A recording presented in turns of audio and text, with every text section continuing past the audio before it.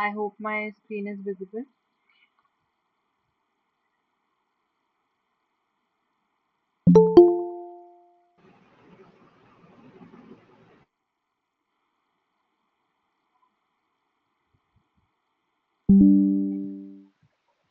Good evening, ma'am. Good evening. Okay, तो हमने कल यहाँ तक कर लिया था. We have done till question number 25. I am moving towards question number 26. A culture which is not touched by communication of alphabetic writing is known as the culture of. Primary orality. Okay, and what is primary orality? Ma'am मतलब मैंने इसको थोड़ा सा ये अंदाजा लगाया है कि not touch with alphabetic writing, अगर कोई रिटर्न नहीं होएगा तो फिर ओरल ही होगा ना. हम्म, करेक्ट. बाकी पता नहीं अब था मतलब. ओके, प्राइमरी orality इसका करेक्ट आंसर है. वो कह रहा है ऐसी कम्युनिकेशन जिसमें अल्फाबेटिक राइटिंग इन्वॉल्व नहीं है. ठीक है, तो उसको हम लिटरेसी या टाइपोग्राफी से रिलेट नहीं कर सकते क्योंकि इन दोनों में अल्फाबेटिक राइटिंग इन्वॉल्व होती है. ठीक है, तो ये ऑप्शंस तो दोनों यहीं पे कैंसिल आउट हो जाते हैं. Exclusivity has nothing to do with communication और अल्फाबेटिक राइटिंग, तो ये भी ऑप्शन आउट हो जाता है. ठीक है, एलिमिनेशन यूज करते तब भी आंसर आ जाता primary ओरैलिटी. This logic is also correct that if it is not related to writing, it must be related to oral communication. ठीक है, हमारे पास orality, oral क्या होता है? When you are speaking something or talking about something, that is orality. ठीक है, अब यही orality दो types की होती है. It can be primary or it can be secondary. ठीक है, primary orality is related to your thoughts and expression,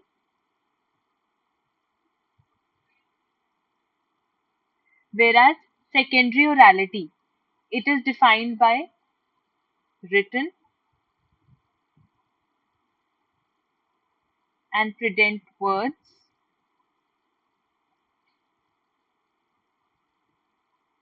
and specifically it also involves the use of technology.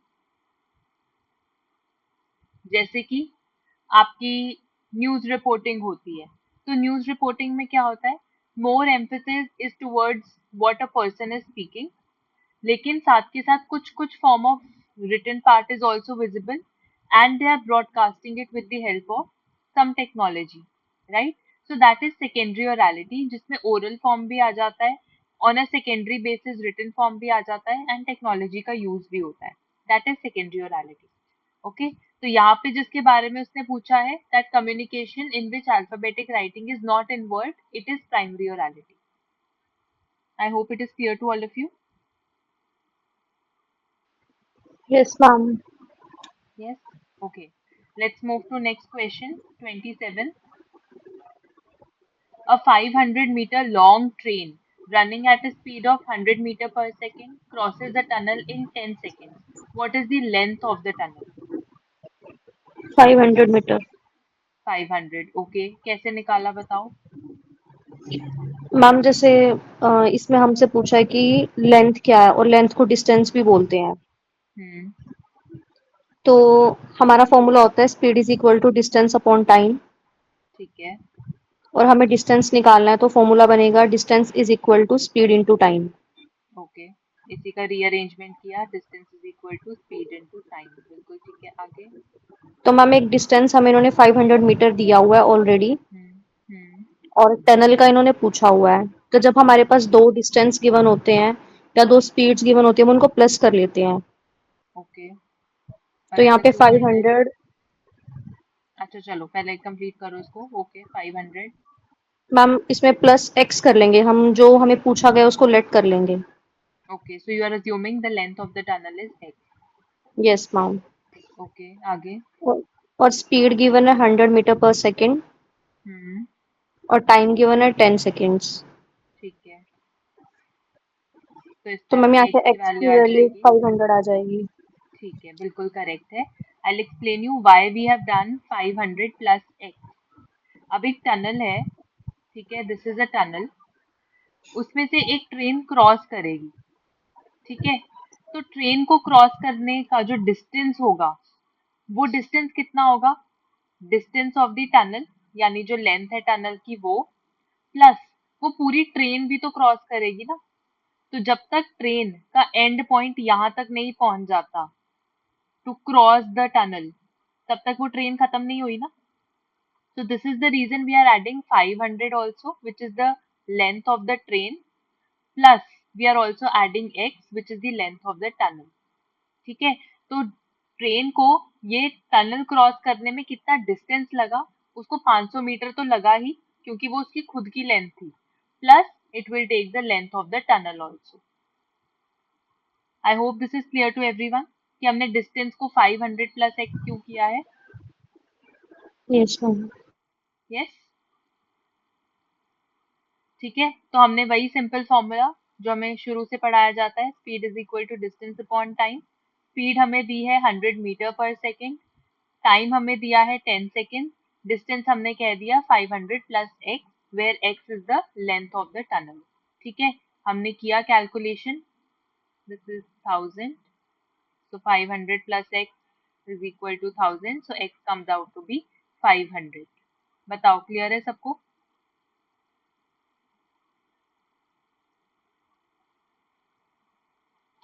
बताओ क्लियर है? Can we move further? Yes ma'am. Yes, all right. Moving to next question. Which of the following are the characteristics of mass communication? पहले बताओ मास communication क्या होता है?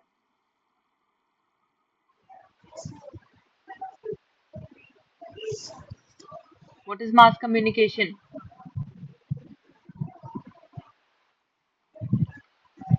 Chetna, what is mass communication? Which is done on a larger scale, like Hmm. public speaking basically. Right, so mass communication क्या होता है, जब आप मोर देन 30 पीपल से कम्युनिकेट करते हो ऑल एट वंस, ठीक है, which is of course a mediated communication also, और public speaking is also a part of mass communication. तो उसी के कैरेक्टरिस्टिक्स पूछ रहा है। Do we have a homogeneous audience in case of mass communication? No ma'am. No, homogeneous नहीं होती, हमारी ऑडियंस एक जैसी नहीं होगी। अगर आप पब्लिक स्पीकिंग कर रहे हो तो आपकी ऑडियंस बच्चे भी हो सकते हैं, बड़े भी हो सकते हैं, बूढ़े भी हो सकते हैं, कोई भी हो सकता है। Age group will also be difference, gender difference भी आएगा, उनके एजुकेशन लेवल का भी डिफरेंस आएगा। ठीक है, सो हमारी मास कम्युनिकेशन में ऑडियंस कैसी होती है? Heterogeneous and not homogeneous. Okay, next, professional communication are source.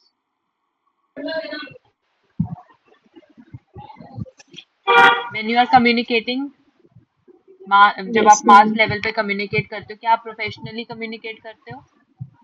Yes ma'am. Yes, ठीक है, क्योंकि अगर आप अपने फ्रेंड से, इमीडिएट फ्रेंड से बात कर रहे हो, इंटरपर्सनल हो रही है, in that case you may or may not use a professional form of communication. लेकिन अगर जब आप मास कम्युनिकेशन कर रहे हो, you will always communicate professionally. Do you get a immediate feedback? No ma'am, public speaking में feedback immediate नहीं होता। करेक्ट, डिले होता है फीडबैक में। ठीक है, use of a medium. Yes ma'am. Correct, क्योंकि तभी हमने मास कम्युनिकेशन को और क्या कहा है? Mediated communication, because a medium is involve. Rapid transmission of messages. Yes ma'am. Yes, क्योंकि इसमें जैसे अगर आप सोशल मीडिया यूज कर रहे हो, टीवी चैनल्स यूज कर रहे हो, रेडियो यूज कर रहे हो for mass communication, your message can be transmitted rapidly. ठीक है, so B D E is the correct answer. I hope it is clear to all of you. Yes ma'am. Let's move to next question. Just a second. Are there any other characteristics as well for mass communication? No, more or less यही रहती है for अच्छा, mass communication, just that कि it is referring to people who are more than 30 in number. ठीक है, group को हम बोलते हैं कि 3 to 30 पीपल इन्वॉल्व होते हैं, okay. एंड इंटरपर्सनल में 2 पीपल आर इन्वॉल्व, इंट्रापर्सनल में 1 इज इन्वॉल्व, जिसमें हम Okay. लोग मेडिटेशन करते हैं या डिवाइन कम्युनिकेशन हो रही होती है, ट्रांसेंडेंटल कम्युनिकेशन, उसमें 1 ही इन्वॉल्व होता है। सो बेसिकली उनके नंबर्स में फर्क है, and similarly in their characteristics. ठीक है, okay, thank you. Okay. Moving further, identify the correct sequence from earliest to latest of the university. So for this, अभी फिलहाल के लिए you can write down the years, but otherwise when I'll provide you notes for these universities and for the other related universities also, I will give you when they were established, the years. Okay. Although कभी ऐसा question नहीं आया है कि years भी पूछे गए हों इतना फ्रीक्वेंटली, लेकिन let's not take a chance and हम लोग इनके ईयर्स मेमोराइज कर लेंगे। ठीक है। मैम उस्मानिया जैसे यूनिवर्सिटी। हम्म। मैम मुझे लगा कि ओस्मानिया बहुत पुराना नाम है, तो शायद यही सबसे पुरानी हो सकती है। हम्म। पर इसमें एसएनडीटी भी एक ऑप्शन था, वो सबसे ज्यादा पुरानी है। मैम पता ही नहीं था इसके बारे में। हाँ। तो वही, if you don't have a fair idea of the years तो फिर ये गलत होने का चांस है क्वेश्चन, है ना। सो इसलिए आई एम सेइंग कि I provide you a document और अ टेबल जिसमें यूनिवर्सिटी का नाम और उसके एस्टैब्लिशमेंट ईयर्स मेंशन्ड होंगे, वो आई विल प्रोवाइड यू। ठीक है। उस्मानिया 1918 में, Aligarh Muslim University, it was established in 1920, SNDT 1916 में, नागपुर 1923 में एंड पटना यूनिवर्सिटी 1917 में। Now you can arrange it from earliest to latest, तो सबसे पुरानी कौन सी है? एसएनडीटी। उसके बाद है हमारे पास उस्मानिया, नहीं, we have Patna also. SNDT के बाद Patna, then Osmania, then we have Aligarh, and then we have Nagpur. ठीक है, it is CEABD, second option.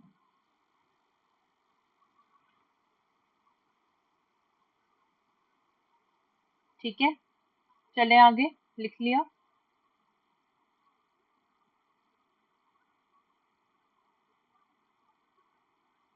Yes ma'am. Yes? Okay, let's move to the next question. Match list 1 with list 2. Words दिए हैं और उसको codes से उसे match करना है। ठीक है, करो मैच, ट्राई करो। Ma'am option fourth. Option fourth, okay. Bolt का बताओ, कोड कैसे बनाया आपने? मैम जैसे अल्फाबेटिकली बी का कोड होता है 2। हम्म। मैम ओ ओ का का, होता है 15। ठीक है। एल का, मैम 12।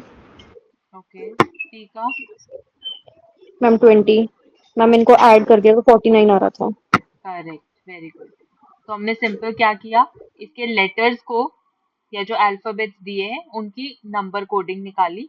ए को हम 1 रेफर करते हैं, बी को 2, सी को 3, डी को 4 एंड सो ऑन। ठीक है, सो इसी तरीके से you will number all the letters individually and sum them up, add कर दोगे इनको and you will get your answer. ठीक है, तो बोल्ट को जब हमने किया तो आता है 49। रिंग का करोगे, you will get 48। Sold 50 from 52। Option number 4 will be the correct answer. Do you want me to wait?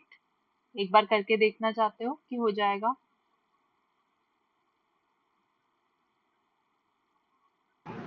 हो जाएगा। हो जाएगा, ओके। दिव्यांशी, समझ में आ रहा है आपको? Yes ma'am. Okay, moving to next question. Match list 1 with list 2। Internet protocols दिए हैं। इफ यू रिमेम्बर, हमने जब हम लोग आईसीटी कर रहे थे, for those who had done with me, हमने इंटरनेट प्रोटोकॉल्स को पढ़ा था। उनके इम्पोर्टेंट वाले प्रोटोकॉल्स के हमने फुल फॉर्म्स किए थे एंड साथ में उसको डिस्कस किया था कि हम क्यों यूज करते हैं। Yes ma'am. ठीक है, एचटीटीपी का full form? Hyper text transfer protocol. Correct. मैं यहाँ पे साथ के साथ लिखती जा रही हूँ, for those who don't know अपने पेपर पे लिख लो साथ के साथ। Hyper text transfer protocol. ठीक है, एफटीपी का फुल फॉर्म? एफटीपी का full form? File transfer protocol. Very good. File transfer protocol. SMTP का फुल फॉर्म? मैम ये नहीं पता था बट एसएसएल पता था। एसएसएल बताओ। Secure socket layer. Very good. SSL is secure socket layer. SMTP क्या होता है? Simple mail transfer protocol. अच्छा। Simple mail transfer protocol. वैसे तो मतलब 2 से हो ही गया था तो इतना जरूरत पड़ी नहीं थी उसकी। हाँ, बट फॉर फर्दर हम लोग एक बार फुल फॉर्म जरूर गो थ्रू करेंगे। ठीक है, you never know okay. Next paper में आपको कैसे क्वेश्चन आ जाए। तो HTTP is hypertext transfer protocol. नाम से पता चल रहा है कि हम लोग इसको इंटरनेट के वाया जो भी हम लोग सेंड करते हैं through the TCP IP, internet protocol के थ्रू हम लोग जो भी वेब सर्वर में ट्रांसफर करते हैं, that is HTTP। Then we have SSL। SSL क्या होता है? Basically it's a secure socket layer. आपकी वेबसाइट के ऊपर कुछ ऐसा निशान बना होता है लॉक का। तो जिन भी वेबसाइट्स पे ऐसा लॉक का निशान बना होता है, that is your secured website. ठीक है, तो उसमें अगर आप कोई भी ट्रांजैक्शन करते हो या अपने पासवर्ड्स डालते हो, so it is a secure website, कोई प्रॉब्लम नहीं होगी। That is SSL। Okay, this is encrypts data for online transmission. Then we have SMTP, simple mail transfer protocol। नाम से पता चल रहा है, sends email through the internet। FTP, file transfer protocol। again नाम से पता चल रहा है, it helps you to transfer files over the internet। so the fourth option is correct here। Done, चले आगे। Yes ma'am. Perfect. arrange the following fractions in increasing order। Maths के questions and DI घर से करके आए हो? Ma'am solve किया जहाँ तक हो सकता था ना वो। ओके, बताओ इसका। महक, 14/17 बताओ इसका डेसिमल में। Because when you have to arrange your fractions in increasing और डिक्रीजिंग ऑर्डर, आपको या तो इनका डिनोमिनेटर सेम करना होगा, तभी आप कंपेयर कर पाओगे, या फिर इन सबको डेसिमल में कन्वर्ट करना होगा। ठीक है, तो इनका डिनोमिनेटर सेम करना यहाँ पे थोड़ा सा डिफिकल्ट हो सकता है, so it's better that you convert it into decimal. Ma'am और कोई ऑप्शन है, मतलब और कोई तरीका है जिससे हमें डिनोमिनेटर नहीं। देख के थोड़ा सा अंदाजा हो जाए, क्योंकि बहुत टाइम नहीं। लगा पेपर में इसको करने में। हाँ, ये थोड़ा सा टाइम कंज्यूमिंग है, तो एक बार आपको मतलब थोड़ा सा डिवाइड करके यू विल हैव टू सी कि, और इसमें आई थिंक इसका सेकंड डिजिट तक भी सेम आ रहा था कुछ नंबर्स में, यस मैम। है ना? तो उन नंबर्स का यस आपको मैम। थर्ड डिजिट तक भी कैलकुलेट करना पड़ेगा। तो सिंपल है, ज्यादा टाइम तो नहीं लेगा। 17 को डिवाइड करो 14 से, 0.0 ऐसे करते जाओ। 17 मैम ये आया था में जीरो ऐसा करके पॉइंट देख एट लो। Two three 0.823। Three next yes Shivani ma'am. बताओ। 11/13 बताओ। ये 0.85। करो, जिसने किया है बताओ। 11/13 is 0. 846। 846। करेक्ट। 7/9। 0.77। ठीक है। 16/19। 0.842। करेक्ट। ठीक है, अब इनको अरेंज कर लो। इंक्रीजिंग मतलब छोटे से बड़ा, तो सबसे छोटा कौन सा है यहाँ पे? C, 0.77 है। फिर उसके बाद A, 0.82 है ये। ठीक है, फिर यहाँ पे दो आ जाते हैं हमारे पास 84 वाले, तो हम इसके थर्ड डिजिट तक जाएंगे। 842 पहले आएगा और 846 सबसे बड़ा है, तो वो लास्ट में आएगा।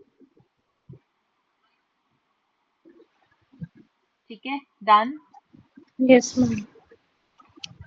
Let's move further. Question 33 gross enrolment ratio से रिलेटेड क्वेश्चन है. The GER measures the number of students enrolled in higher education as a percentage of the eligible population aged between. तो अगर आपने NEP 2020 का document पढ़ा था तो उसमें यहाँ पे ग्रॉस एनरोलमेंट रेशियो मेंशन था. ठीक है, रेशियो भी मेंशन था और किस एज ग्रुप के लिए है वो भी मेंशन था. तो इट इज 18 to 23 years. ठीक है, यस मैम. आगे चलते हैं. Match list 1 with list 2. Water specific diseases यानी वाटर बॉर्न डिजीजेस के बारे में बोल रहा है एंड उनके एग्जाम्पल से उनको मैच करना है. ठीक है, सो वाटर बॉर्न डिजीजेस यानी which is due to injection of polluted water. Ma'am typhoid. Typhoid correct. Water washed diseases clean water नहीं मिलता है उसकी वजह से होता है. मैम ये इसमें दो पता थे, एक तो मलेरिया के बारे में, एक टाइफॉइड के बारे में, फिर वो मैच हो गया था. ओके, मलेरिया आपने किससे मैच किया? लास्ट वाला मैम, जो पैरासाइट्स इन. करेक्ट, पोल्यूटेड वाटर में मलेरिया यस मैम. ब्रीड करता है. ठीक है, तो वहां से मलेरिया मैच हो जाएगा. वाटर बेस्ड डिजीजेस यानी due to in contact with polluted water, तो उससे क्या होगा? Schistosomiasis. And water washed diseases due to lack of clean water, it is trachoma. ठीक है, तो again matching I told you is one of the simplest question. एक या दो भी मैच हो जाए then also you will be able to get your answer. ठीक है, तो ऑप्शन नंबर 2 इज करेक्ट है.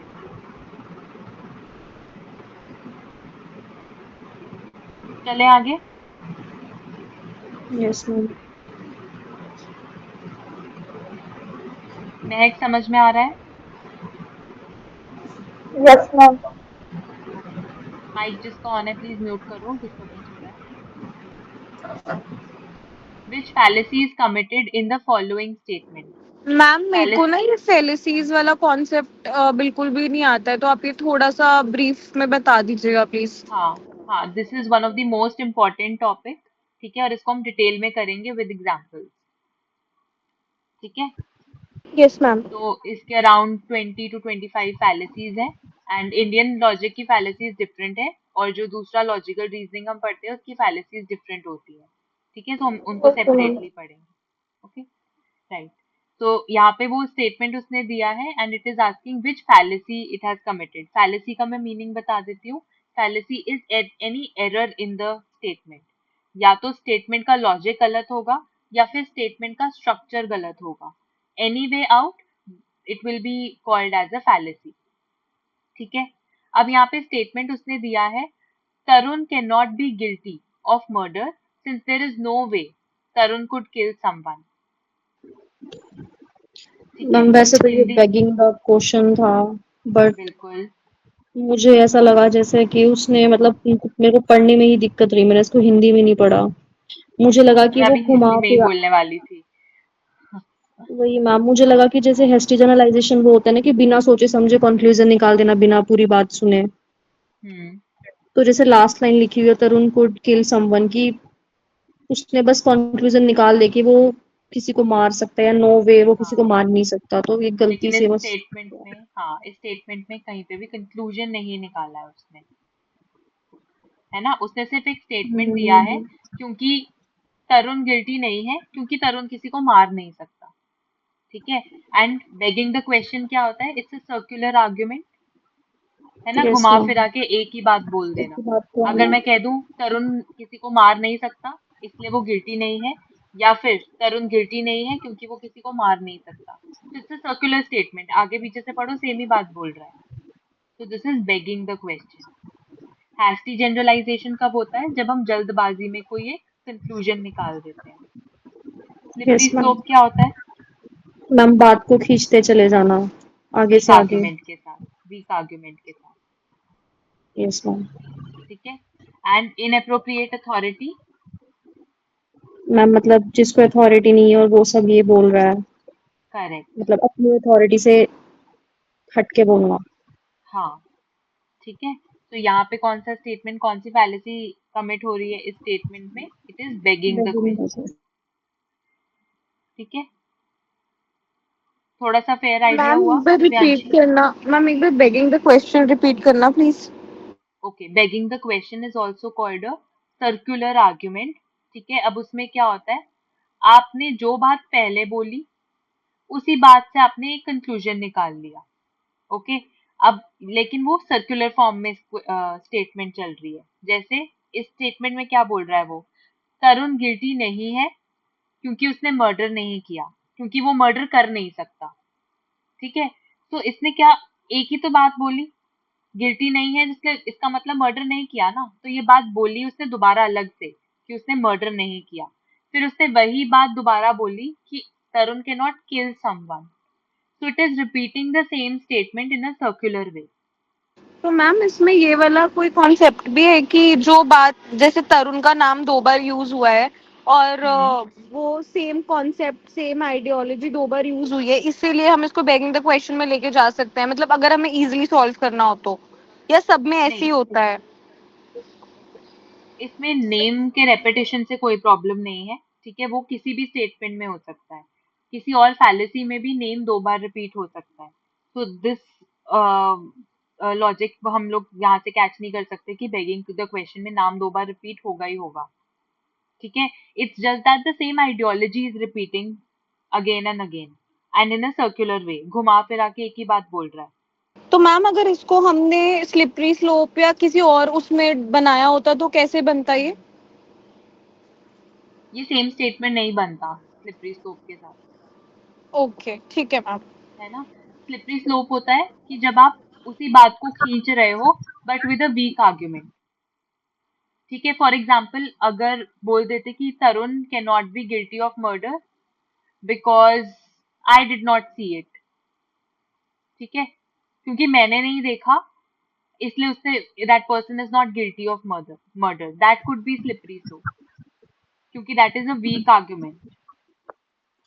Okay okay, ma'am. Hasty generalization क्या होती है कि जब आपने जल्दबाजी में कोई कंक्लूजन निकाल दिया। ठीक है, ठीक है ma'am. Right, let's move further. Arrange the following in order of increasing connotation. Increasing मतलब छोटे से बड़ा।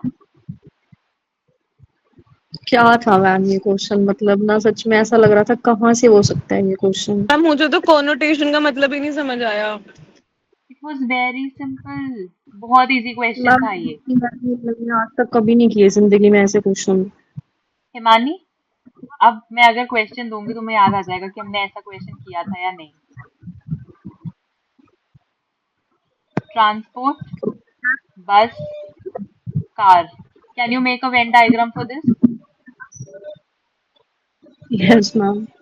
बनाओ वेन डायग्राम। मैम एक फॉर बड़े those who don't circle no, transport के हाँ अंदर बस और कार एक छोटे सेकेंड, छोटे पार्ट्स आ जाएंगे। राइट, एक सेकेंड रुको। For those who don't know, Venn diagram क्या होता है? एक ऐसा diagram that is showing the relation between two things. ठीक है, तो अगर, हाँ हिमानी कैसे बता रहे थे, आपने कहा बड़ा सर्कल। मैम ये पूरा ट्रांसपोर्ट होगा ठीक है, और इसके सब पार्ट्स अंदर बस और कार होंगे। बस, कार, ऐसा बनेगा। यानी हमने Yes. एक बड़ी कैटेगरी बनाई ट्रांसपोर्ट की, और ट्रांसपोर्ट के अंदर दो कैटेगरीज आ गई, बस भी हो सकते हैं, कार भी हो सकती है, लेकिन इनकी ओवरलैपिंग नहीं की क्योंकि इनका आपस में कोई रिलेशन नहीं है। Got it? सिमिलरली आपने कॉनोटेशन बनानी थी इन गिवन चीजों की। Domestic animal, animal, horse, beast of burden. Beast of burden अगर नहीं पता तो हिंदी में पढ़ लो, भार ढोने वाला पशु, any animal that is carrying load. Okay, तो इसमें सबसे बड़ा कौन सा है? एनिमल।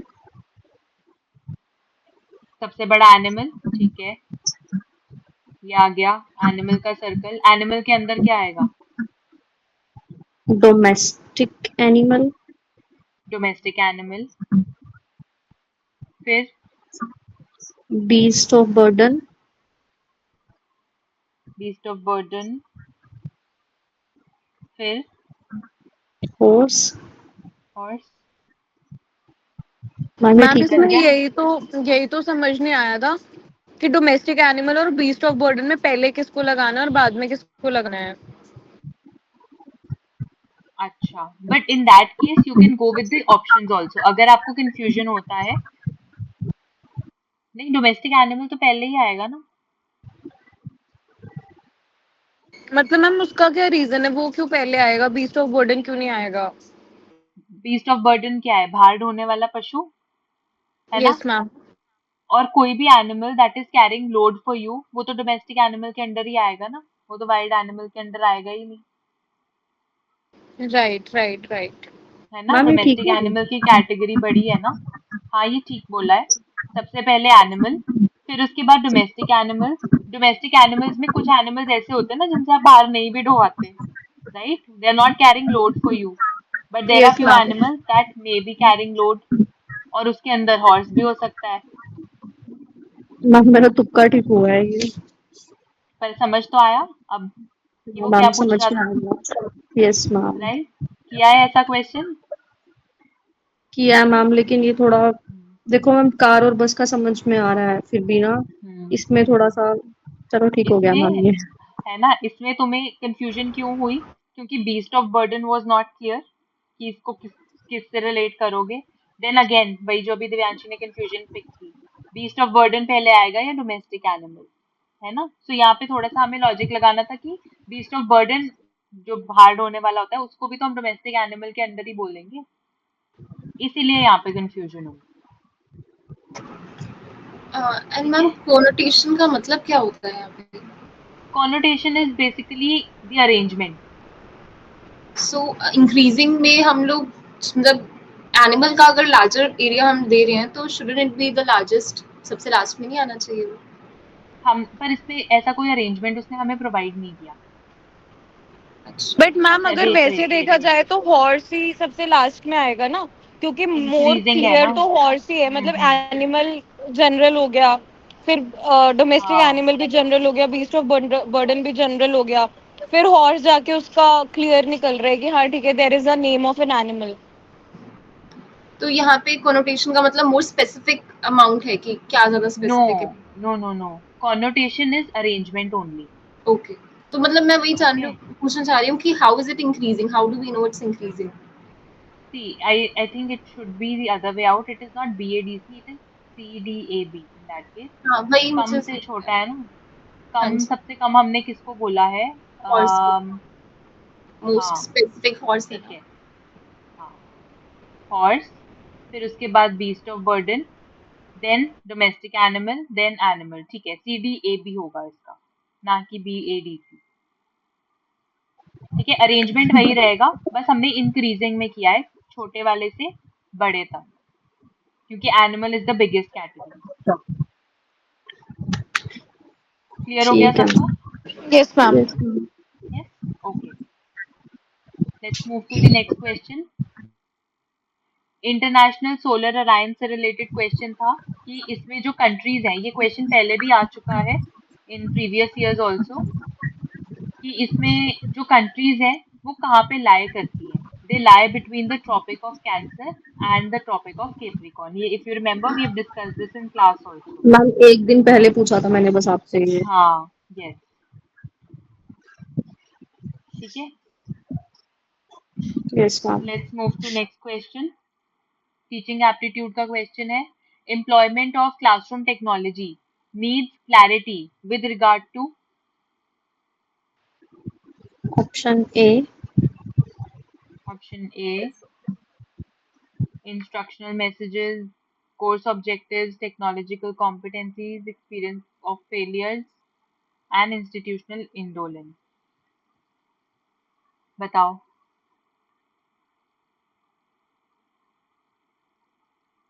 बाकी बताओ।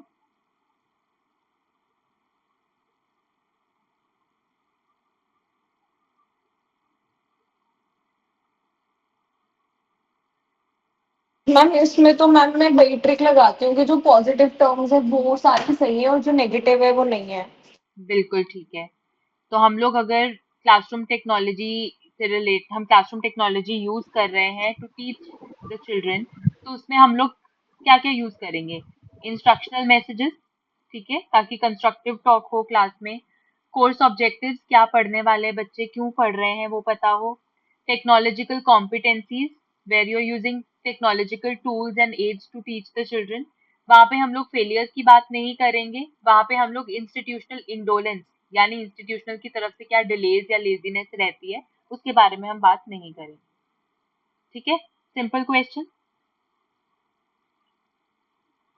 मैम मैंने लेट्स मूव इसमें बस टू द डी एलिमिनेट कर दिया था। डी एलिमिनेट किया था, ठीक है, that is also right. Next, what is the correct sequence from lower to higher of the following related to sustainable development goals?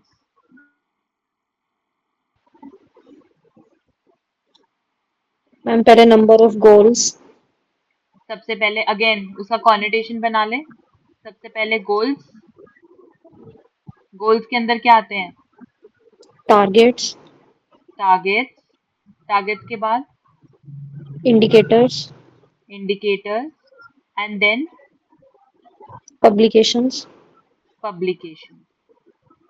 ठीक है, सबसे पहले हमारे पास एसडीजी से रिलेटेड क्या है? 17 गोल्स हैं। ठीक है, नंबर्स लिखते जाओ। We have 17 goals related to sustainable development. Then उसके अंदर हर गोल के अंदर हमारे पास कुछ कुछ टारगेट्स हैं। So we have total 169 targets.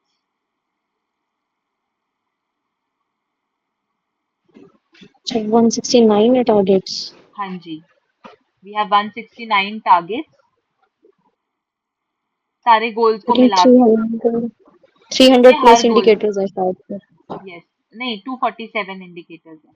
247। We have 247 indicators. हर टारगेट के under we have certain indicators. ठीक है, इंडिकेटर्स क्या होते हैं? दे आर दोज मेजर्स जो हमें बताएंगे कि किसी टारगेट को अचीव करने के लिए हम लोग कैसे मेजर कर सकते हैं उसको। ठीक है, for example if I am saying the child is growing well, तो मुझे कैसे पता चलेगा कि एक छोटा सा बच्चा अच्छे से ग्रो कर रहा है या नहीं? I will have an indicator for its height. I will have indicator for its weight. An indicator कि उसने exclusive breast feeding की थी या नहीं की थी। ठीक है, उसने bottle feeding की या नहीं की। So these are indicators. कुछ कुछ चीजें हैं जो मुझे बताएगी कि मेरा टारगेट अचीव हो रहा है या नहीं। और जब मेरे टारगेट अचीव होते जाएंगे तब मैं बोलूंगी कि मेरा गोल अचीव हो रहा है कि नहीं। ठीक है, अब इन इंडिकेटर से रिलेटेड मेरे पास बहुत सारे पब्लिकेशंस हैं। पब्लिकेशंस क्या होते हैं? वही जो रिसर्च स्कॉलर्स करते हैं, right? The researchers do researches on these indicators और पब्लिकेशंस देते हैं वो। ओके, तो पब्लिकेशंस का कोई एंड नहीं है। We have ample of publications related to specific indicators, targets और गोल्स। ओके, तो इसका करेक्ट सीक्वेंस क्या होगा मेरे पास? Which is the correct sequence from lower number to higher. तो सबसे कम नंबर किसका है? नंबर ऑफ गोल्स का। Yes ma'am.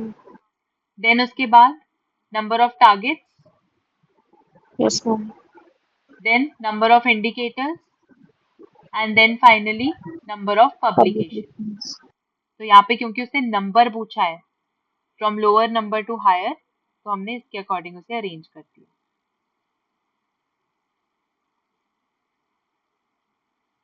Right, moving further, which of the following are true about solar thermal energy collectors, which is TEC? तो इसको हम एक बार डिटेल में भी कर लेंगे, हम ISA भी डिटेल में करेंगे एंड SEC को भी डिटेल में कर लेंगे। ठीक है, वैसे all the statements that are given here are correct. Basic unit of SEC is a solar cell. SEC can be flat or concentrating type. Temperatures in SEC may rise over 1000 degrees centigrade also. It can help you produce electricity. And paraboloid dish collector, paraboloid क्या है? एक shape होता है इस तरीके का, parabola shape. ठीक है, इस तरह से। It is an example of stack where temperature can go up to 2000 degree Celsius, क्योंकि वो मैक्सिमम हीट ट्रैप करने की कैपेसिटी रखता है. Okay, so all of these options are correct है. मैम इसमें मतलब मेरे को सिर्फ एक ही कंफ्यूजन थी कि मैंने कभी सुना ही नहीं था कि सोलर सेल भी किसी चीज की यूनिट हो सकती है। जो आपके बड़े बड़े सोलर पैनल्स लगे होते हैं ना, दे आर बेसिकली स्टेक्स. तो उसमें छोटे छोटे, इफ यू हैव सीन, ऐसे ग्रिड्स बने होते हैं, यस मैम। है ना, those are solar cells. Ma'am बस थोड़ा उसको समझने में प्रॉब्लम होगी। हाँ, कोई बात नहीं. If you not given it a read पहले तो हो जाता है कई बार कि एकदम इमीडिएट क्लैरिटी नहीं होती.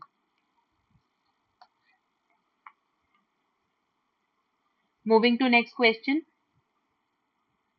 लिस्ट 1 को लिस्ट 2 से मैच करो.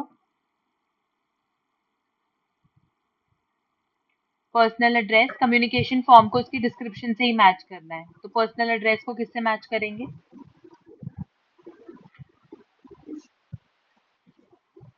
मैम मुझे इसमें एक नरेटिव पता था कि किसी के लिए कोई एक पर्टिकुलर पॉइंट ऑफ व्यू बना लेना, ठीक है, तो सी से मैच हुआ था 1, तो पूरी सीरीज मैच हो गई थी। परफेक्ट. तो नरेटिव आपने मैच किया when you are making a particular view point for the other person. ठीक है. साइलेंस किसको बोलेंगे? एप्रोप्रिएट कंडक्ट को. When you are remaining quiet for a time. ठीक है, कम्युनिटी का रूल है, subject to communities rule for appropriate conduct. ठीक है, सो वहां पे लिखा होता है ना, maintain silence, that's an appropriate conduct for the community. Social drama को किससे मैच करेंगे? Local socio cultural rules for behaviour. And personal address में आप किस किस को एड्रेस कर रहे होते हो? या तो खुद को या दूसरों को ड्यूरिंग योर इंटरक्शन. क्लियर है? Simple. Yes ma'am. Yes, okay. Let's move to next question. Which of the following statements are correct? Pen and paper निकालो, थोड़ा सा कैलकुलेट करके देखो. A man purchased an item at 4 by 5 of its selling price X and sold it at 5% more than X. His gain percent is 25%. X की कोई भी value assume करो. Let it be 100. वैसे आप कोई भी ले सकते हो. I am just assuming 100. तो वो कह रहा है, if you remember the formulas भी अगर थोड़े से याद हो, करके देखते हैं. Man purchase an item at 4 by 5% of its selling price. तो अगर मैं SP 100 ले रही हूँ,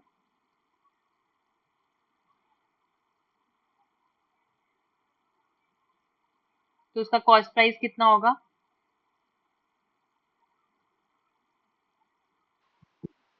4/5 ऑफ 100। 4 by 5 of 100. ओके, कितना आया? 80। 80. ठीक है, अब देखो, and sold it at 5% more than x. तो वैसे भी 5% मोर देन एक्स अगर हम कह देते हैं, तो सेलिंग प्राइस एक बार देखो 5% मोर देन एक्स बन रहा है कि नहीं, और फिर इसका प्रॉफिट परसेंट निकाल के देखो 25% बनता है कि नहीं.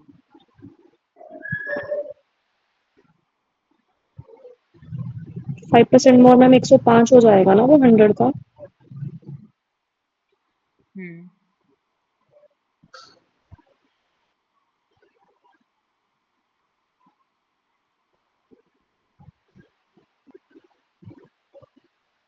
वो अगर 105 हो गया तो क्या उसका प्रॉफिट परसेंट 25% बन रहा है? A man purchased an item at 4 by 5% of its selling price. Ma'am 20% बन रहा है। 20% बन रहा है, तो ये गलत हो गया स्टेटमेंट. प्रॉफिट परसेंट का फॉर्मूला बोलो.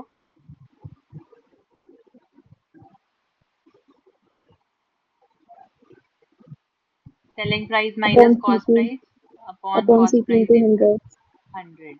ठीक है, जिसे नहीं पता एक बार लिख लो, या जिसे याद नहीं है एक बार लिख लो.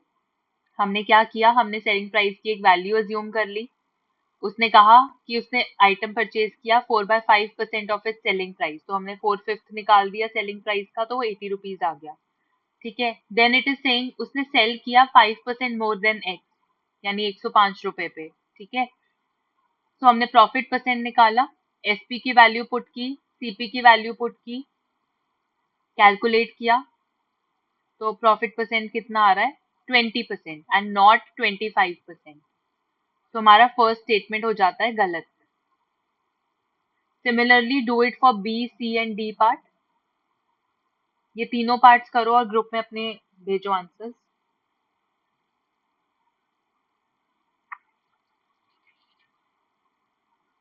A dealer professes to sell his goods at cost price but uses a weight of 900 gram for a kg weight. थोड़ी सी हेरा फेरी करता है और 1 किलो वाले वेट को वो 900 ग्राम जितना ही वेट करके सेल करता है। His gain is 11/9%.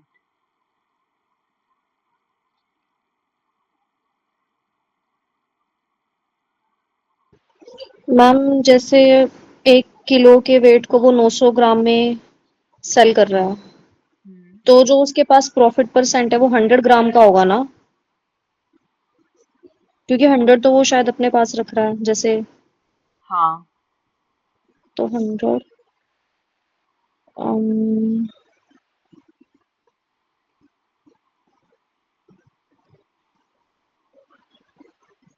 जस्ट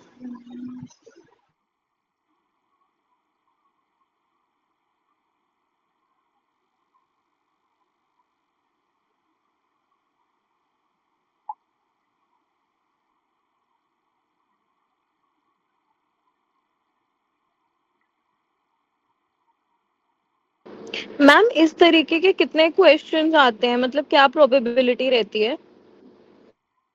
ये आप एसपीसीपी वाले क्वेश्चन के लिए पूछ रहे हो या टोटल मैथ्स के क्वेश्चन के लिए? मैम ये एफपीसीपी टाइप। एक ही, इससे ज्यादा और नहीं। मैम मैथ्स के? 5 to 6 क्वेश्चन, सिर्फ मैथ्स मैम के 5 to 6, डाटा इंटरप्रिटेशन के 5 तो फिक्स्ड है ही है। मैम मैथ्स तो मैम बिल्कुल भी नहीं समझ आ रही है मेरे को। Don't worry, once we start doing तो आपको मैथ्स इजी लगने लगेगी। It's just with the practice. ठीक है, अगर ये क्वेश्चन अभी समझ नहीं आ रहा, for now you can leave this question also, क्योंकि एक बार आप प्रॉफिट एंड लॉस वाले सिंपल क्वेश्चंस करोगे then you will be able to do. ठीक ठीक है, है ma'am. Chetna, how is your maths? It's good, like maths अच्छा है। हो जाता है? ठीक है, एक बार ये ट्राई करो क्वेश्चन।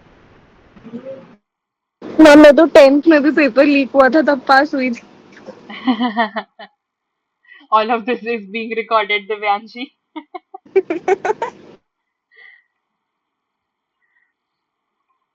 चलो ट्राई करो इसको। थर्ड वाला सिंपल है, उसको ट्राई कर सकते हो। If loss is 1/3 of the selling price then loss percentage is 25%। ठीक है, तो वो कह रहा है loss is 1/3 of the selling price. तो अगर मैं सेलिंग प्राइस को मान लो 100 ले रही हूँ,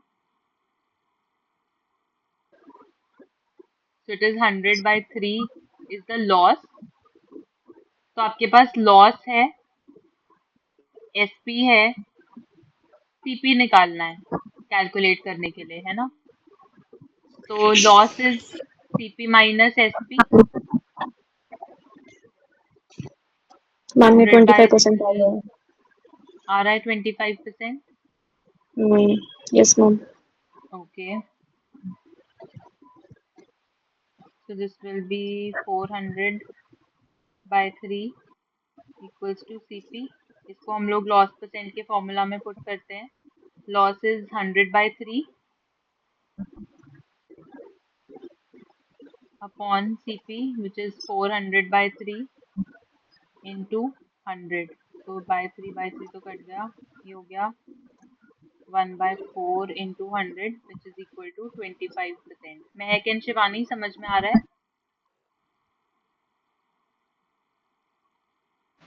यस मैम।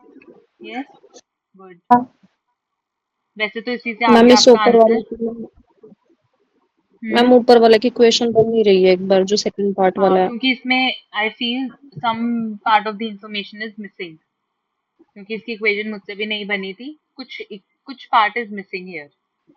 ठीक है, उसने कहा dealer professes to sell his goods at cost price, यानी सेलिंग प्राइस और कॉस्ट प्राइस उसका सेम ही पड़ रहा है, लेकिन अगर वो कॉस्ट प्राइस 1 किलो की चीज का निकाल रहा है तो उसका सेलिंग प्राइस वो 900 ग्राम के लिए ही सेल कर रहा है ना? तो मार्जिन हमेशा 100 ग्राम का रह ही रहा है। This is what I have got to know. But उसका गेन परसेंट निकालने के लिए हमें फॉर्मूला के लिए हमें प्राइस चाहिए थोड़ा, है ना? We need an idea of the price कि उसने क्या प्राइसिंग रखी। तो वहां पे थोड़ी इन्फॉर्मेशन लैग की वजह से इक्वेशन नहीं बनती है। मैम मैंने ना ये क्वेश्चन किया है बट मुझे याद नहीं आ रहा। एक कोई बार मैं बात नहीं, इफ चेक यू करके गेट अ आपको सेंड सिमिलर करूंगी। क्वेश्चन, हाँ हाँ, if you get a hmm, similar question you can send. But वहां पे भी मुझे लगता है प्राइस, सेलिंग प्राइस या कॉस्ट प्राइस में से कोई एक प्राइस तो दिया होगा। ठीक है, तो मैं इसीलिए इसको आई ट्राई फील। करूंगी। ये ना हाँ। मैंने ये वाला ट्राई किया था। मुझे बस इसको मैंने 1 ग्राम का प्राइस 1 रुपीज रख के करूँ तो ये इजी है। अगर आप ओके, मतलब उसका कॉस्ट प्राइस 900 वॉइस चली गई। आपने 1 ग्राम को 1 रुपीज का 11 अज्यूम नंबर वन किया। बाई नाइन ही आ रहा था। यस, तो मैंने उसका प्रॉफिट परसेंटेज उस तरह से निकाला, वही सेम फॉर्मूला जो आपने ऊपर बोला ना वैसा ही हम्म पुट करके, तो hmm. It came out to be the same. ये वाला स्टेटमेंट ट्रू है सी स्टेटमेंट ट्रू है ना? ऊपर वाला मेरे भी सही आ अकॉर्डिंग। आई रहा है। Don't know. हाँ जी, बी मेरे अकॉर्डिंग तो सही आ रहा है, बाकी नॉट श्योर। मेरे को कैलकुलेशन भेजो चेतना, ग्रुप में डालो कैलकुलेशन जैसे कि आपने, अगर आपने 1 ग्राम अच्छा। को 1 रुपीज अज्यूम किया, then hmm, how did you take the selling price and cost price, and then how did you calculate the profit percent? Solve करके ओके एक पेपर पे फोटो क्लिक करके ग्रुप में सेंड करो so that I can see. ठीक, okay. Okay. Ma'am मुझे एक चीज बताना, मैं सॉल्व करने की ट्राई कर रही हूँ। हम्म जो 11 हम्म 1/9 लिखा हम्म। है इसको ऐसे लिखेंगे ना? हाँ हाँ, बोलो कैसे लिखेंगे। इसको हम इसको मिक्स्ड फ्रैक्शन को अगर हम सिंपल फ्रैक्शन में करते हैं हम्म। तो 100/9 होगा ना ये? 99 प्लस 1 100/9%, हाँ ऐसे होगा। हमने क्या किया, इसको मल्टीप्लाई ठीक है, और ऊपर वाले मैं से प्लस। सॉल्व कर देती हूँ, इसको प्लस कर दूँ, ठीक है।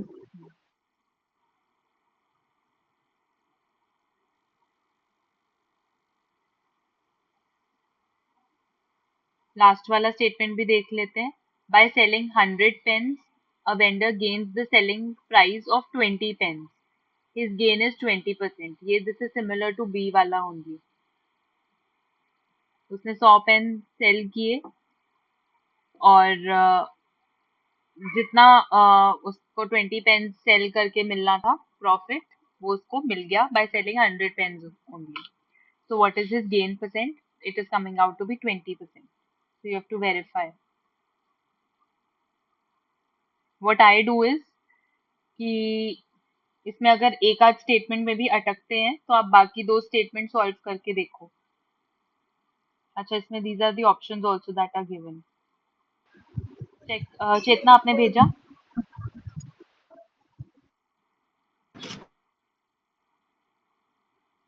मैंने वो ज्यादा रफ कर रखा था, मैं थोड़ा फेयर आउट करके भेज रही हूँ। Okay okay.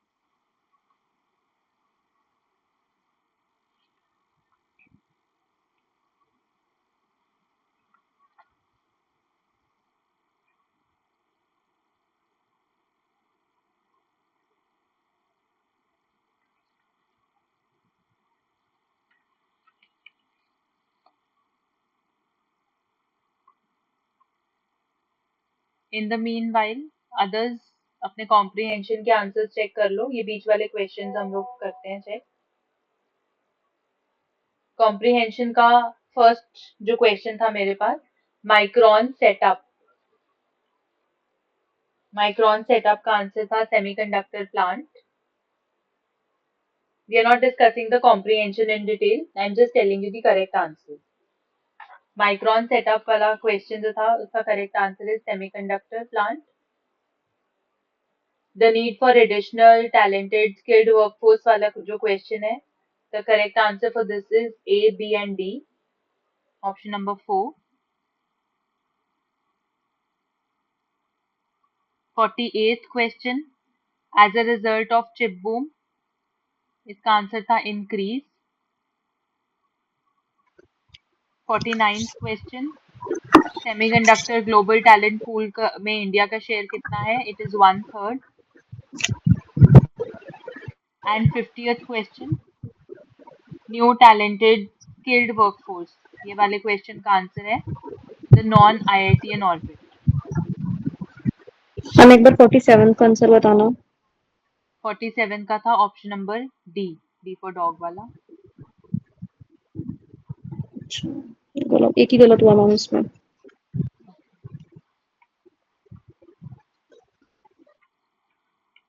ठीक है, let's come back to the same question जो हम कर रहे थे.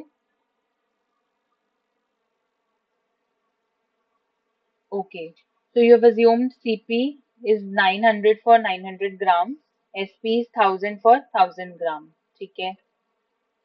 Okay, so simply you have assumed SP and CP की value. हाँ, ये भी ठीक है, बिल्कुल सही है. ये रेज कर दूं बाकी? हाँ जी. Yes, okay. So what she has done is उसने CP लिया 900 rupees for 900 grams. ठीक है. What she has assumed is that 1 gram is equal to 1 rupee. तो जैसे हम लोग SP को 100 एज्यूम कर रहे थे, CP को 100 एज्यूम कर रहे थे कहीं ना कहीं, तो यहाँ पे उसने क्या एज्यूम किया? 1 ग्राम को 1 रुपीज के बराबर. तो CP was 900 rupees for 900 gram.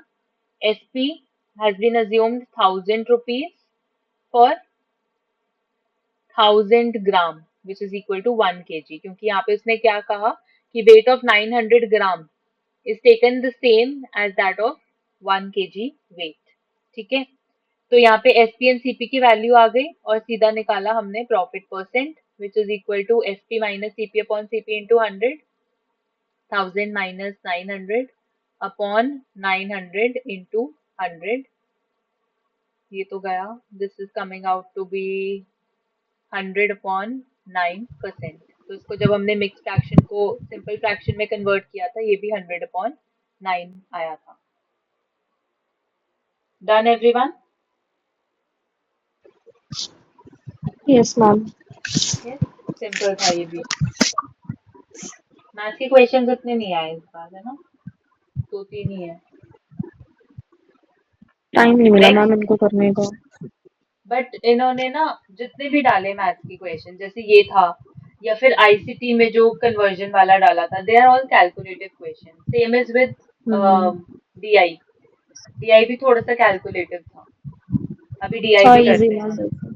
हाँ, था Yes, easy ma'am. But calculative. Let's do these theoretical questions. 3-4 रह गए, then we'll move to DI. ठीक है. 43 देखते हैं. Systematic elimination of extraneous variables other than those you are interested in can be achieved in which type of research? Experimental. Experimental. Very simple question. क्योंकि आप अपने variables के साथ छेड़छाड़ या उनको कंट्रोल किस में कर सकते हो? एक्सपेरिमेंटल. ठीक है. कोरिलेशन में आप सिर्फ उन दोनों वेरिएबल्स के बीच का रिलेशन ढूंढ सकते हो. Qualitative is based on experiential learning या ऑब्जर्वेशन पे बेस्ड है. ठीक है. लॉन्गिट्यूडनल इज कि आप Time over a based. Period of time, correct, it's a time based research, over a period of time उन वेरिएबल्स का चेंज देख सकते हो. लेकिन आपने अगर एलिमिनेट करना है या कंट्रोल करना है किसी वेरिएबल को, तो आप किस रिसर्च में कर सकते हो? एक्सपेरिमेंटल में. ठीक है. नेक्स्ट पे आ जाते हैं. Which of the following statements are true regarding Macaulay? ये क्वेश्चन थोड़ा सा ट्रिकी था और इसमें कहीं ना कहीं ऑप्शंस में भी गड़बड़ है थोड़ी सी. मैकुले माइन्यूट्स वाज गिवन, उसमें एक चीज तो यहाँ पे करेक्ट है, दो चीजें यहाँ पे पक्का करेक्ट है. That he succeeded in replacing the Persian with English as the administrative language. ये हमने पढ़ा भी था कि मैकुले माइन्यूट्स की वजह से ही English was reintroduced into the system. ठीक है. And he was also inspired by utilitarian ideas. Okay. कि आप जो भी पढ़ रहे हो उसको यूज कैसे करना है, ठीक है, वो भी मैकुले ने दिया था। ये दोनों तो करेक्ट है यहाँ पे, बट कहीं पे भी इस टर्म का यूज नहीं बताया गया था, यूजफुल लर्निंग।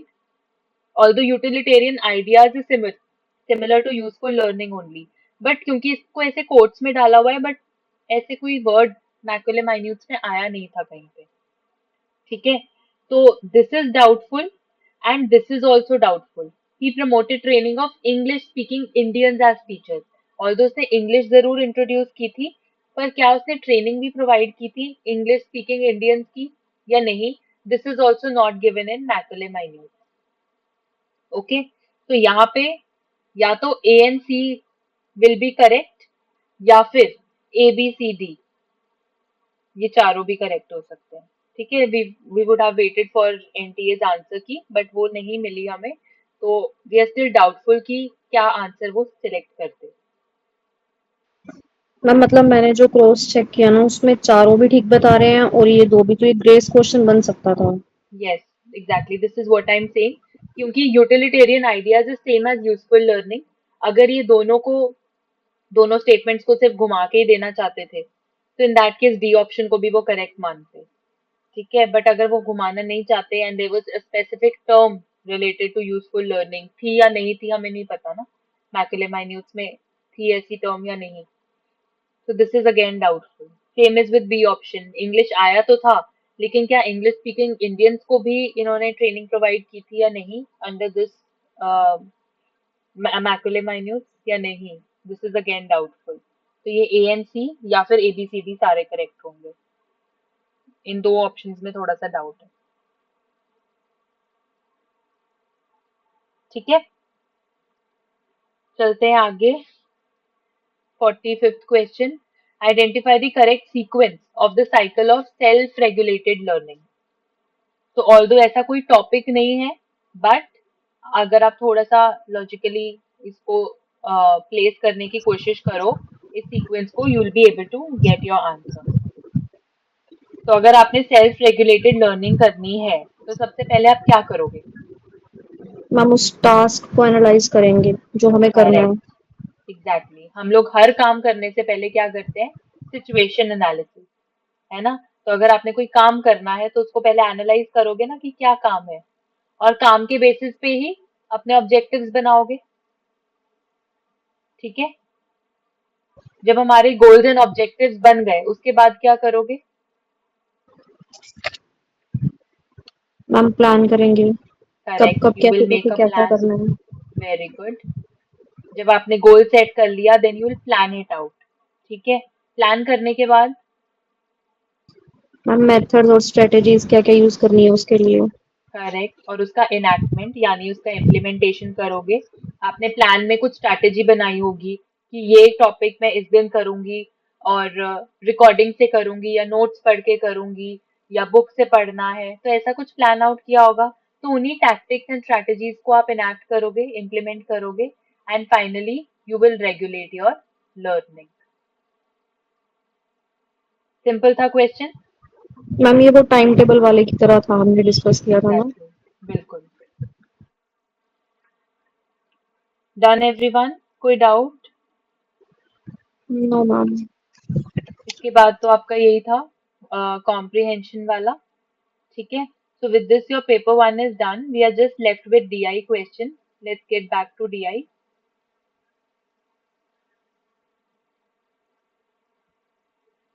ओके, अब डीआई का क्वेश्चन देख के प्लीज डरना नहीं है, ठीक है। The question is very simple, they just given you two tables, और टेबल्स को आपको समझना है before you start answering the question. Okay, so let's understand the table. और सबसे पहली चीज, जो जब भी आप डीआई स्टार्ट करते हो, सीधा टेबल पे नहीं जाना है। Please read the instructions that are given above the table also. तो इसमें इंस्ट्रक्शंस हमें क्या दी है? It is saying the following table one, यानी ये वाला जो टेबल है, disease wise percentage of patients in the world. This table shows the percentage distribution of patients of various diseases in the world, ठीक है। पूरे वर्ल्ड में कौन से डिजीजेस हैं और कितना परसेंटेज डिस्ट्रीब्यूशन है, ये गिवन है। और टेबल टू क्या दिखा रहा है? Table two is showing you the distribution of all the patients and kidney patients in various continents. ये ऊपर वाला वर्ल्ड में डिजीजेस कहाँ कहाँ कितने कौन से डिस्ट्रीब्यूटेड है वो बताया है. टेबल 2 में उसने कॉन्टिनेंट वाइज डिवीजन दिया है सारे पेशेंट्स का और किडनी पेशेंट्स का. ठीक है, और कॉन्टिनेंट्स के आपको नाम दे दिए हैं. Now it is saying total population of the world in the year is 800 crore. Total population बता दी उसने 800 करोड़ है. And 10% of them are patients. Can you tell me how many patients are there? 80 crore. 80 crore. कैसे निकाला? 10% of total 800. population. Correct. ठीक है, 10% of total population यानी 10% of 800 crore which is 80 crore. तो total population 800 थी, लेकिन उसमें से patients कितने थे? 80 करोड़. ठीक है, अब 80 करोड़ पेशेंट्स जो थे, चलो टेबल में ही थोड़ा सा पहले होमवर्क कर लेते हैं. 80 करोड़ जो पेशेंट्स थे वो उसमें से 22% हार्ट डिजीज वाले थे, 10% AIDS, 8% TB, 6% hepatitis, 30% kidney and 24% other diseases. क्या इन परसेंटेज को आप पॉपुलेशन में कन्वर्ट कर सकते हो? Can you tell me 22% of 80 crore कितना है? 17.6 करोड़. 17.6 करोड़. जिसे समझ ना आए please stop me then and there, ताकि मैं बता सकूं what we are doing.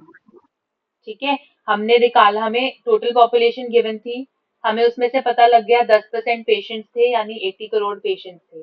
80 crore patients में से 22% हार्ट डिजीज वाले थे. तो मैंने क्या किया, हार्ट डिजीज वालों का 22% निकाला. 22% ऑफ 80 करोड़. ठीक है, तो this is coming out to be 17.6 crore. Okay, ऐसे ही एड्स का निकालो. 8 करोड़. 8 करोड़. टीबी का 6.4 crore. 6.4 crore. Hepatitis 4.8. 4.8. Kidney 24. 24. Others 19.2. 19.2. 19.2. ये सबको समझ में आया क्या किया हमने? Yes ma'am. यस. दिव्यांशी, चेतना, महक, शिवानी. यस. यस. ओके, अब आगे उसने क्या कहा, continent wise details of all the patients and kidney patients.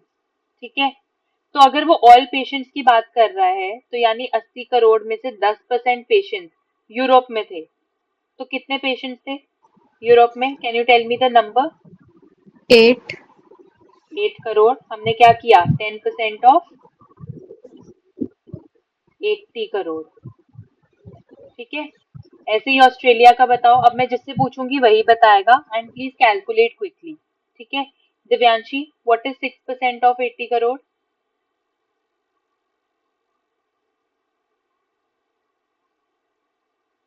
Divyanshi, are you there? Say yes or no. She's not there, ma'am. She's not there. Okay. चेतना, आप बताओ. 4.8 crore. 4.8. Shivani, 15% in South America.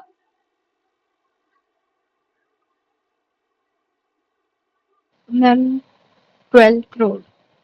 12 crore. महक, 25%. 20 करोड़.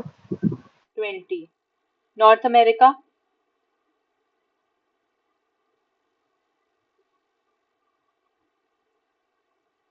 कौन बताएगा?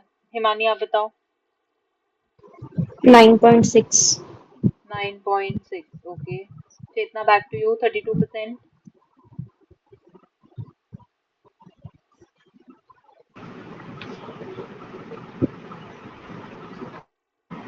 25.6 करोड़. 25.6 करोड़. बिल्कुल ठीक है. नाउ नेक्स्ट उसने दिया है किडनी पेशेंट्स का डिस्ट्रीब्यूशन कॉन्टिनेंट वाइज। अब मुझे बताओ किडनी पेशेंट्स कितने थे हमारे पास? How many kidney patients did we have? 24 crore. 24 crore. ठीक है, अब इस 24 करोड़ का 10% was in Europe, 5% was in Australia, 40% in South America and so on. Now can you tell me 10% यानी कितने crore?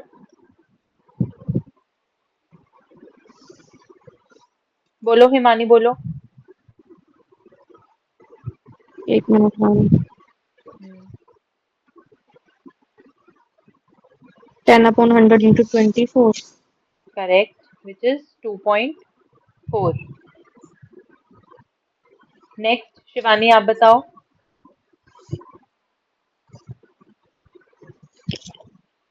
5% of the kidney patients were in Australia, तो मतलब कितने पेशेंट्स थे? 1.2। Very good. Chetna 40%?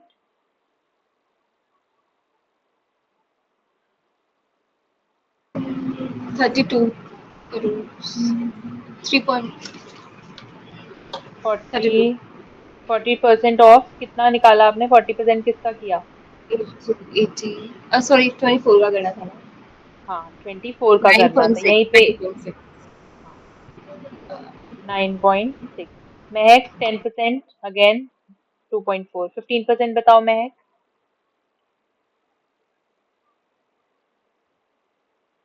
15% of 24 crore?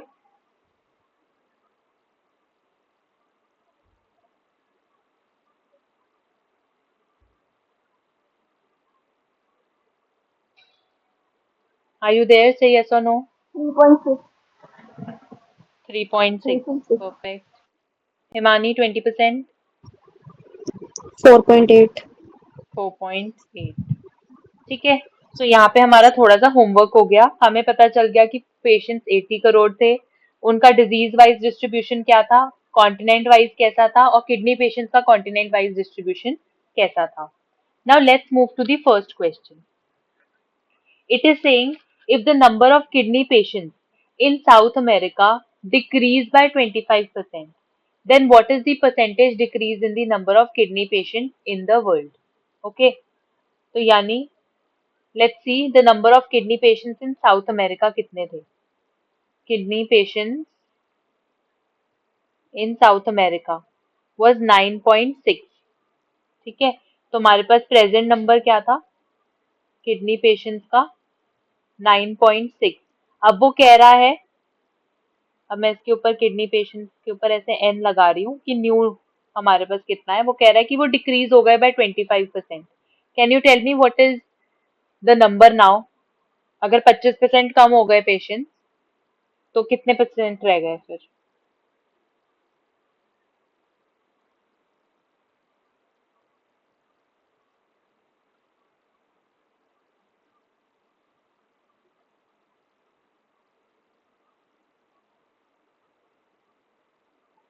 How will you do बताओ? 2.40। 10 crores रह गए। 2 point, दोबारा बोलो। 2.40 मैम। 2.40। क्या ये ये 25% है कि ये 25% में कम करके बताया है? 25% है। ये 25% है ma'am. 25। Okay, this is 25% of 9.6 9.6 crore. Crore. ठीक है, तो यानी 25% इतने कम हो गए, है ना? तो यानी कितना रहे, कितने न्यू पेश कितने रह गए, मतलब 9.6 माइनस 2.4 करोड़ रह गए ना? कितने हुए? 7.2 7.2। 7.2 करोड़। ठीक है, now it is saying what is the percentage decrease in the number of kidney patients in the world. तो वर्ल्ड में कितने थे टोटल किडनी 24 पेशेंट्स? करोड़। कितने थे टोटल? थे 24 करोड़। और अब कितने रह गए? 7.2। अब 7.2 थोड़ी रह गए, 7.2 मैम तो साउथ माइनस अमेरिका में रह माइनस गए। कर देंगे। 24 हाँ माइनस 7.2। करेक्ट। कितना आया?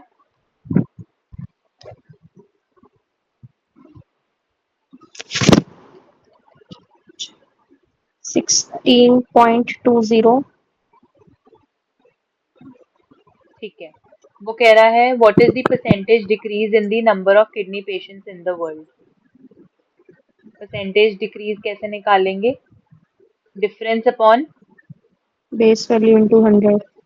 करेक्ट, परसेंटेज डिक्रीज पूछा है उसने, यानी डिफरेंस अपॉन बेस इनटू 100।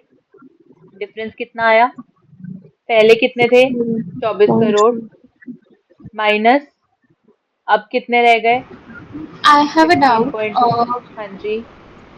जो डिक्रीज है वो 25% का है, यानी कि 2.4% का है, 2.4 करोड़ का हम्म है। तो हम वो हम्म माइनस करेंगे ना 24 करोड़ में से, वो कम हुआ है 24 से।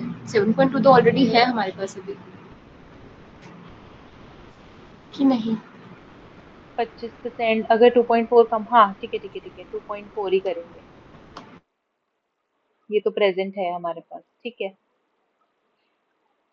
इसको बताना, नेक्स्ट नंबर बताओ इसका।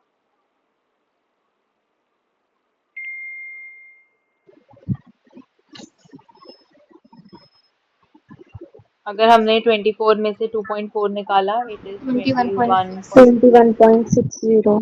ठीक है। तो percentage decreases, difference upon base into 100। तो डिफरेंस आया 24 माइनस 21.6 अपॉन बेस, यानी जो पुराना नंबर था, into 100। This will be 2.4 upon 24 into 100। Simple calculation है, 1 अपॉन 10, 10% आ रहा है। देखो आया आंसर? Yes, ma'am. यस, कोई डाउट तो नहीं है इसमें? No, ma'am. लेकिन मैम सब आपको लगता है ये पेपर में हो जाता, इतना टाइम कंज्यूमिंग था ये? ये थोड़ा सा होमवर्क कर लेते पहले तो हो जाता, और ये होमवर्क करने में मेन टाइम लगना था जो करना था, बिकॉज दिस वाज कैलकुलेटिव थोड़ा, है ना, क्योंकि अगर ये आपका सॉर्ट आउट हो गया तो ये आगे वाले क्वेश्चन सिंपल थे, ठीक है। नेक्स्ट क्वेश्चन देखते हैं, what is the ratio of number of patients in Africa to the total number of kidney patients in Asia and North America. तो यानी अफ्रीका में जितने पेशेंट्स थे upon total number of kidney patients, please देखो इसको ध्यान से, kidney patients पूछा है एशिया प्लस नॉर्थ अमेरिका में। अफ्रीका में बताओ कितने पेशेंट्स थे?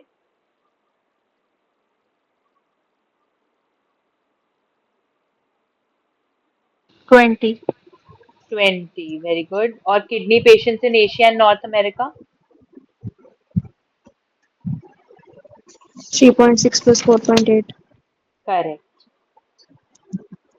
ठीक है। तो हमने क्या करना था, रेशियो निकालना था simply, 20 upon 3.6 plus 4.8 which is equal to 20 upon 8.4. 8.4। बस इसका रेशियो कर दो, 200 अपॉन 84। करो इसको छोटा, 2 के टेबल से काटो, 100/42, 50/21, इससे छोटा नहीं जाएगा। देखो सिंपल था। मैम मेरी ना मैम टीआई में एक प्रॉब्लम रही, जैसे इस वाले क्वेश्चन हम्म में मेनली, जैसे हम्म हमने पहले पेशेंट्स हर कंट्री के निकाले, उसके बाद किडनी पेशेंट्स, तो मैंने जो हम्म कंट्री की पॉपुलेशन आई थी ना उसी को रख के किडनी पेशेंट्स निकाल दिए, जबकि वो 24 से ही निकलने थे सारे। उन्होंने जानबूझ के किडनी पेशेंट्स दिया था अलग से, नहीं तो किसी और का दिया उसने? कुछ भी नहीं दिया, सिर्फ किडनी का अलग से दिया, क्योंकि सबने यही गलती करनी थी। अभी मैंने किसी से कुछ क्वेश्चन पूछा था तो वो 40% ऑफ 80 ही हो गया था, है ना। ये हम्म, गलती सब करेंगे, इसीलिए ये क्वेश्चन में डाला गया है। और डीआई में सबसे ज्यादा यही चीज कंफ्यूज करती है कि आपने अपना बेस वैल्यू क्या लेना है, ठीक है। आप परसेंटेज निकाल रहे हो तो किस में से निकालोगे? तो किडनी पेशेंट की बात हो रही है तो टोटल किडनी पेशेंट का ही परसेंटेज निकालेंगे ना हम। बस तभी आंसर आ ही नहीं रहे थे। हम्म, अभी समझ में आया सबको, क्लियर है? Yes ma'am. We'll try doing more of such questions जिसमें ऐसे डबल टेबल्स दिए हुए हैं, ताकि ज्यादा क्लैरिटी हो जाए, ठीक है। Yes ma'am. ये बताओ, if the number of hepatitis patients in the world increase by 6% and that of heart disease increase by 22%, then what will be the new ratio of number of hepatitis patients to the number of heart disease patients? तो अभी हमारे पास heart disease के patients कितने आए थे? 17.6 and hepatitis के कितने थे? 4.8। 4.8। अब ये नंबर्स वो कह रहे हैं कि ये हेपेटाइटिस वाला 6% से बढ़ गया, हार्ट डिजीज वाला 22% से बढ़ गया, फिर उनका रेशियो निकालना है। ठीक है, now this is a bit calculated. Hepatitis वाले जो ओल्ड नंबर थे it was 4.8, hepatitis new number कैसे निकलेगा? 6% इंक्रीज करना है 4.8 में, करो जरा कैलकुलेट।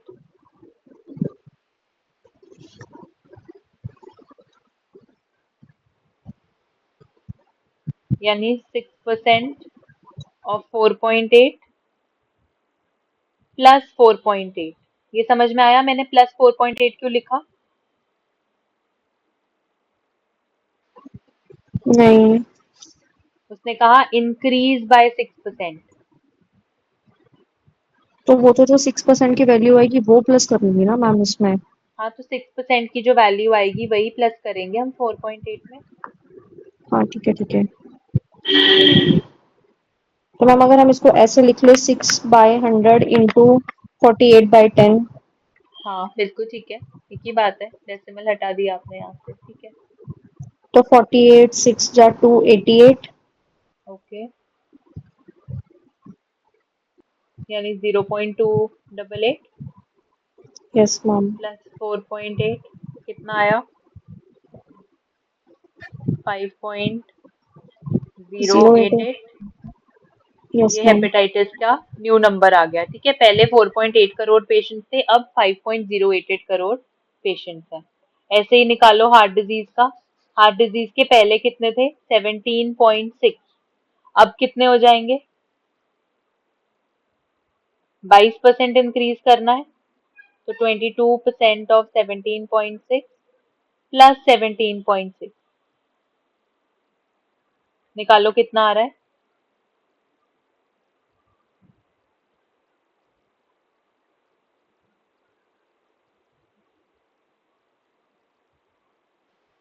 3872 तो 3.872। 3.872 plus 17.6, it comes out to be 21.472 crore. ठीक है, अब इसी का रेशियो बोला है उसने, रेशियो ऑफ हेपेटाइटिस का जो न्यू नंबर आया है to that of heart disease का जो न्यू नंबर आया है, so it is 5.088 upon 21.472।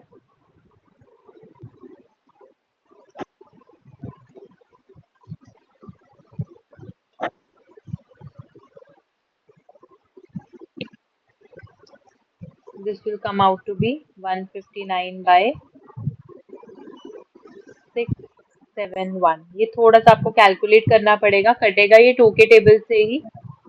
ठीक है, डेसिमल्स हटा के, बट थोड़ा सा कैलकुलेट करना पड़ेगा। मेथड समझ में आ गया सबको? Yes ma'am. Yes everyone.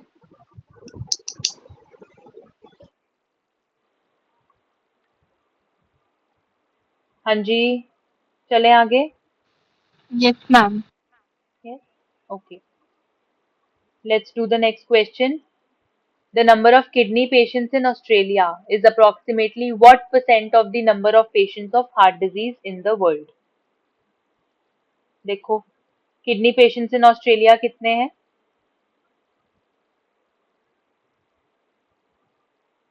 करो One मार्क, point. बताओ। हाँ, 1.2। एंड उसने और क्या पूछा? Number of heart patients in the world, वो हमने अभी देखा था, इट वाज 17.6। बताओ इक्वेशन कैसे बनेगी?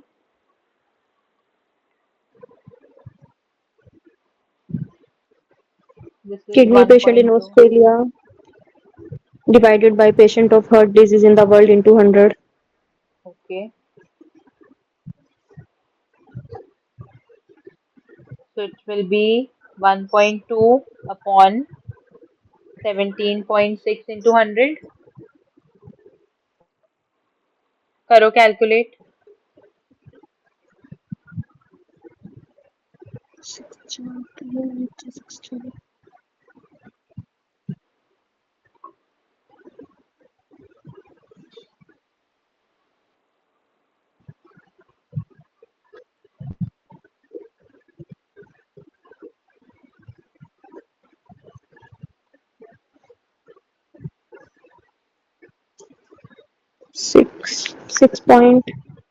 6 पे जा रहा मैम, तो ऑप्शन बी. 6 पॉइंट पे जा रहा है तो ये ऑप्शन भी 6 पॉइंट पे ही है. एक और है. आगे कर रही हूँ.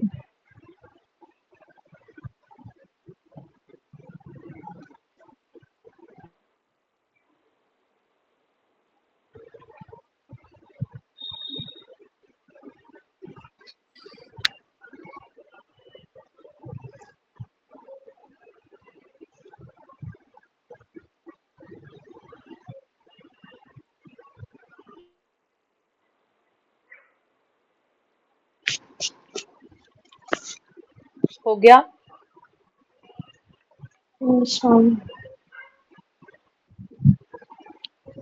चेतना डन. Yes ma'am.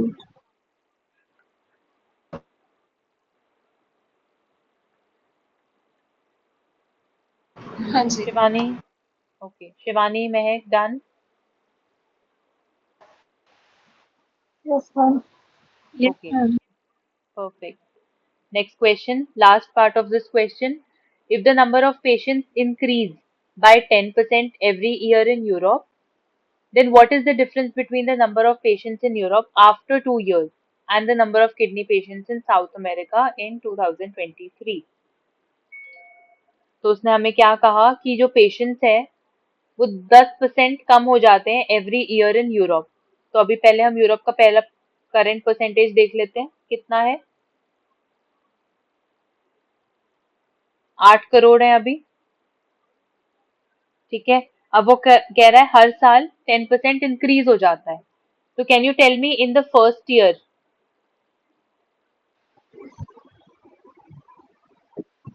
अभी प्रेजेंटली वो 8 करोड़ है, अभी से 1 साल बाद कितना हो जाएगा?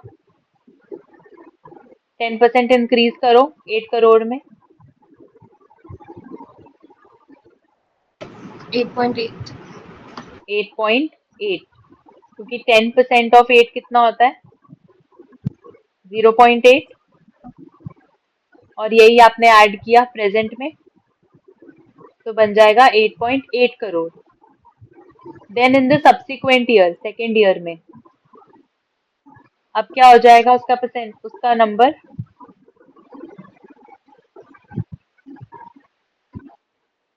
8.8 का 10%. हाँ, 9.68. 9.68. तो हमने क्या किया, 10% ऑफ 8.8 कितना होता है? 10% ऑफ 8.8 0.88. और यही हमने उसमें ऐड किया 8.8 में, this comes out to be 9.68 crore. ठीक है. तो 2 साल बाद, 2 साल बाद की बात पूछ रहा था ना वो, कि अभी 8 करोड़ है, 10% हर साल इंक्रीज हो जाते हैं. Then what is the difference between the number of patients in Europe after 2 years? तो आफ्टर 2 years कितने हैं? 9.68 crore. And the number of kidney patients in South America. Kidney patients in South America देख लेते हैं कितने हैं. मार्क करवाओ कितने हैं. 9.6. करेक्ट, 9.6. ठीक है. तो उसने डिफरेंस निकालने को कहा, तो kidney patient in South America was 9.6. निकालो डिफरेंस. 0.08 crores और 8 lakh. करेक्ट, 0.08 करोड़. क्या किया हमने?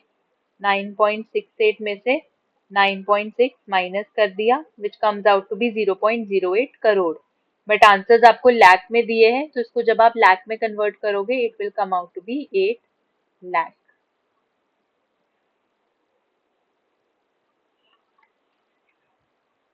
बताओ क्लियर हुआ? Yes ma'am. Yes ma'am. Perfect. थोड़ा सा कैलकुलेटिव जरूर था ये क्वेश्चन, और मेन कैलकुलेशन अगर आप स्टार्टिंग में ही आपको करनी पड़ेगी, है ना। यहाँ पे अगर सारी कैलकुलेशन कर लोगे तो आगे वाले क्वेश्चन सारे सिंपल ही थे, ठीक है। So it is just that कि डीआई डिफिकल्ट तभी होता है जब आपको बेस वैल्यू में थोड़ी सी प्रॉब्लम आए, ठीक है। Once you understand what is the base value, everything is sorted then. एक बार आप अपना थोड़ा सा डीआई का होमवर्क कर लोगे तो बाकी सारे 5 क्वेश्चन इजीली सॉल्व हो जाते हैं, ठीक है। So this was all about your paper 1 of this year's June exam. बताओ कोई डाउट किसी को?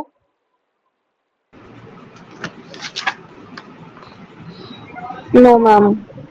Nothing? All right. डाउट्स तो नहीं है, बट जैसे